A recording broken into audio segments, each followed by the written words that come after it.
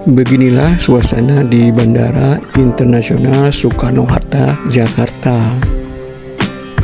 Bandara terbesar di Indonesia ini terlihat sangat sibuk.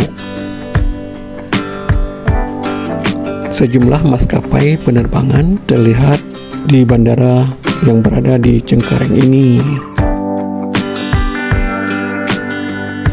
Bandara terbesar di kawasan Asia Tenggara ini memang selalu sibuk dengan sejumlah penerbangan, seperti pada siang hari ini. Bandara yang melayani penerbangan domestik dan internasional ini harus memberlakukan antrian untuk pesawat-pesawat yang akan melakukan take off. Hal ini dikarenakan padatnya jadwal penerbangan di bandara ini. Seperti saat kami akan melakukan penerbangan ke Surabaya ini.